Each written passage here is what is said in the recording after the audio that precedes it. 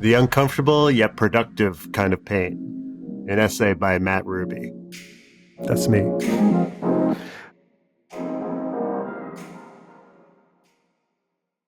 Nowadays, we're supposed to be comfortable all the time.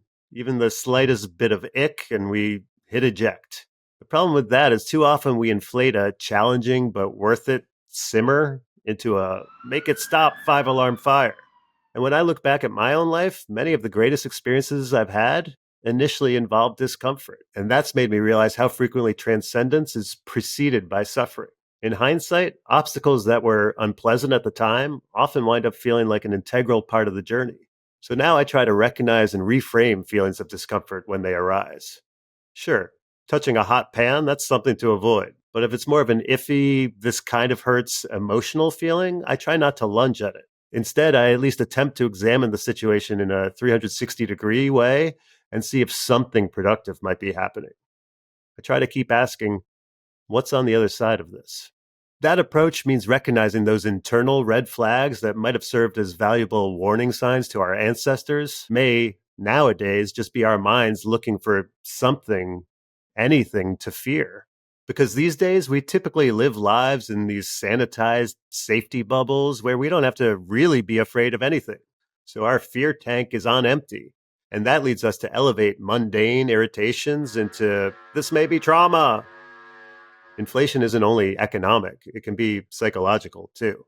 Again, I'm not talking about legitimate, severely wounding pain, the kind that leads to PTSD. Obviously, you want to avoid that. What I'm talking about is the uncomfortable yet productive kind of suffering. Here's some examples. Working out makes you feel sore, but keep going and you get muscle growth. On the other side, health.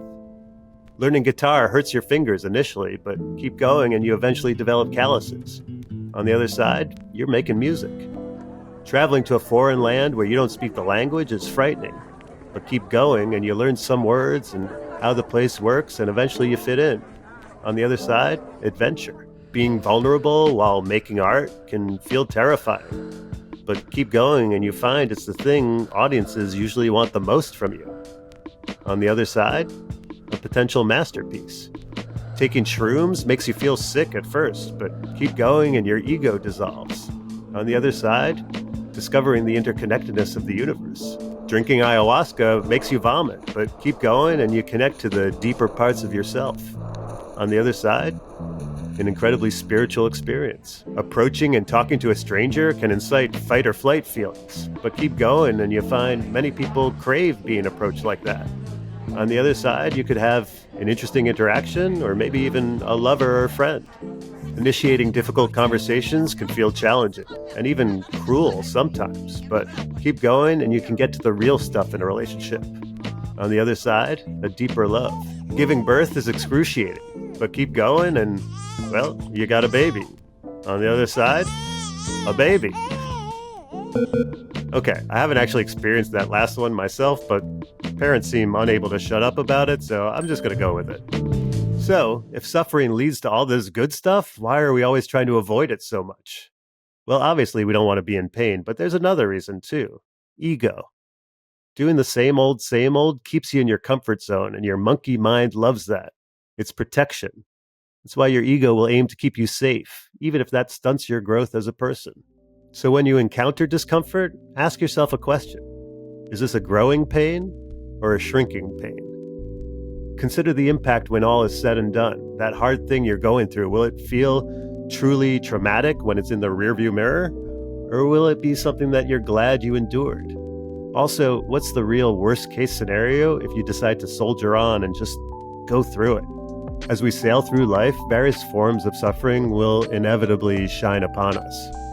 The challenge is to suss out which type we're encountering. That light shining in the distance, it might be a lighthouse warning us away from a rocky shore. But it could also be the bright star that points us in the right direction.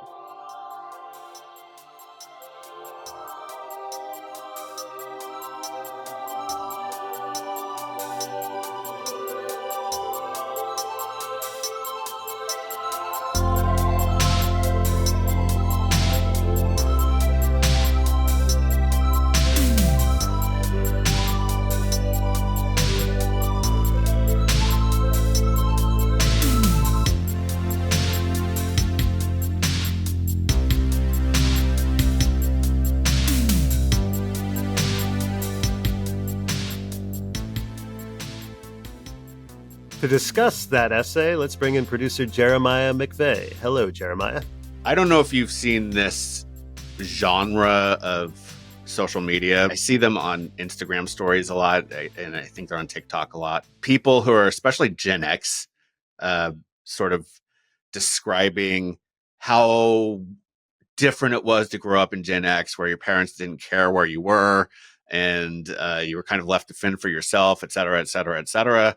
And then sort of like using that as a call on millennials and Gen Z to sort of like, you know, toughen up, because we did it, so why can't you? Or just like being aghast that they can't believe people used to live that way. Yes, I'm, So I'm familiar with this genre of person. yeah, yeah, they're all over social media. Unfortunately, I felt like your essay was kind of a more thoughtful version of that, of just Oh, being like, there are lessons to learn from this that I feel like I had access to because of, I know you weren't necessarily tying it to growing up as Gen X or whatever, growing up in the 80s or something. But do you think that generationally, though, I guess is my question, that there's a divide in how people sort of process their experiences and have had access to being able to learn from hard circumstances? sure. I mean, I think, yeah, there's been an increase in sensitivity and how much we talk about trauma and mental health issues. I think there's also been like a lot of red flag inflation, where people are very quick to hit eject from any person, any situation, any scenario that makes them feel like any amount of discomfort. People are much more likely to just sort of bail instantly. And so, yeah, I do think that there's been an increase in that, whereas there used to be, yeah, I don't know if it was suffering necessarily, but you used to just put up with hard stuff more. Like people used to be bored. And I'm Gen X. I would extend this to, the greatest generation or generations before me. I think, yeah, they did a lot of hard stuff that like we didn't have to do. Um, but I think that there is going through hard stuff. There can be value in it. That there is like also no matter how you live your life, bad stuff, hard stuff is going to happen to you.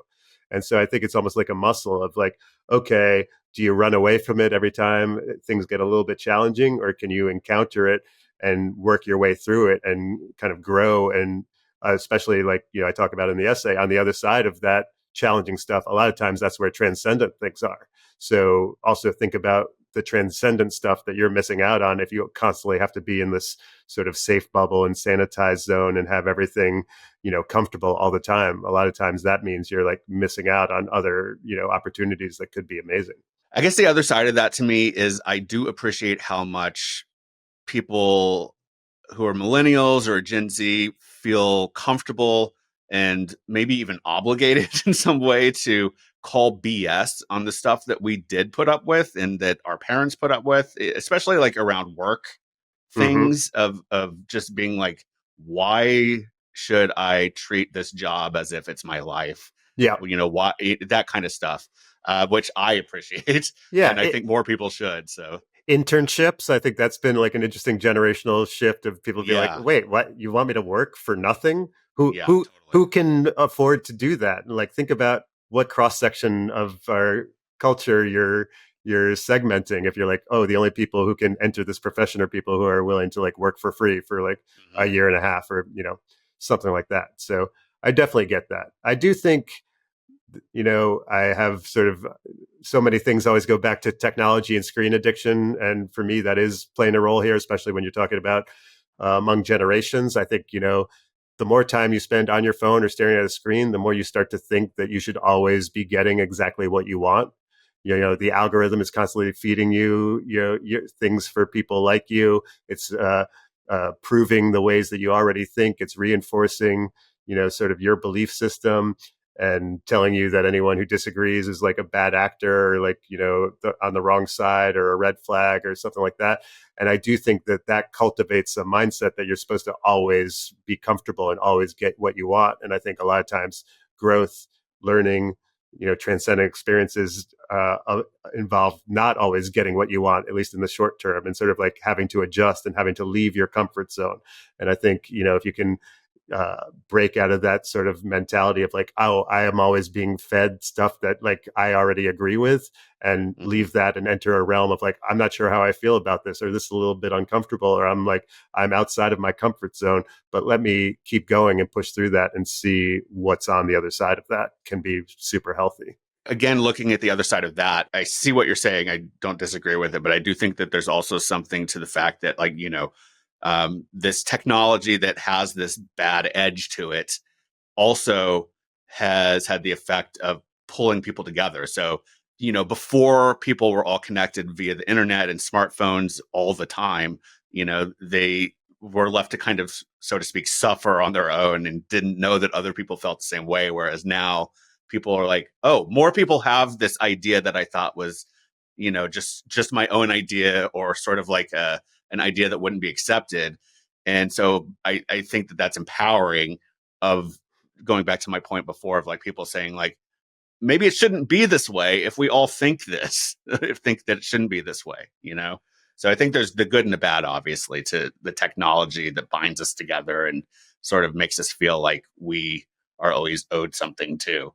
Yeah, I mean, I think it can bring people together in ways that could be positive. It could also bring like crazy conspiracy theorists together in Yes. ways that are Yep. negative, where like, I knew we didn't land on the Totally. moon. And like now, before everyone thought I was crazy. Now I have a whole community of people who also don't think we landed on the moon. I'm like, yeah, Yeah. I wish you didn't. I wish you never met those people online or wherever. Um, Yeah. but yeah, I think there's obviously pros and cons. I don't want to, talk about technology as if it's all bad, but I think,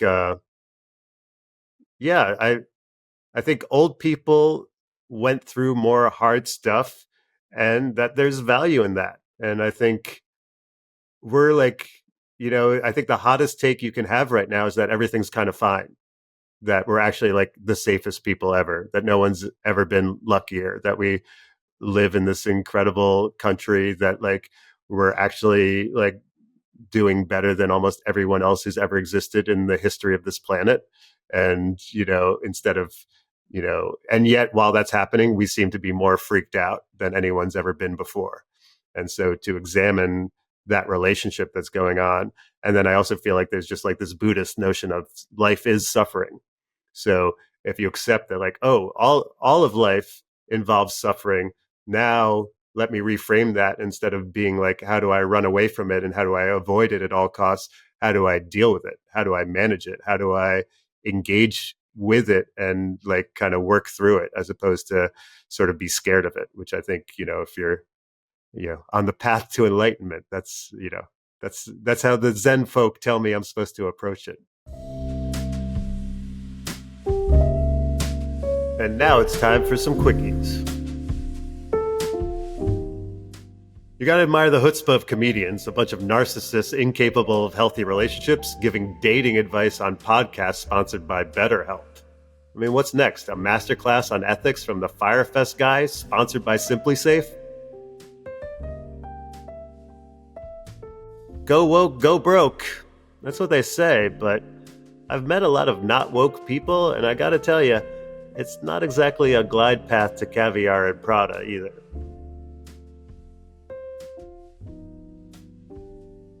It'd be fun if there was a DMV, but just for poetic licenses.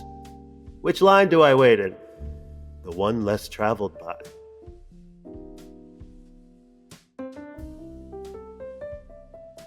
If going to the doctor is called a physical, then shouldn't going to a therapist be called an emotional?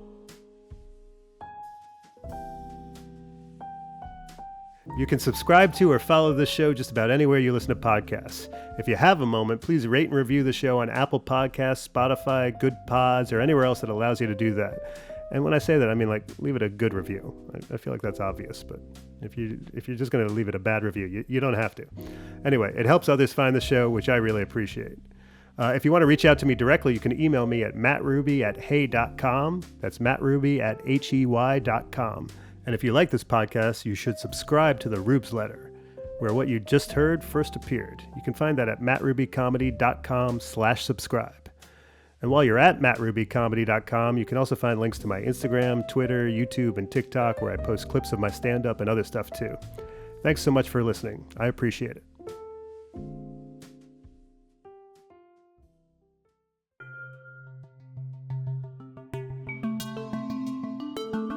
This podcast is produced by Stereoactive Media.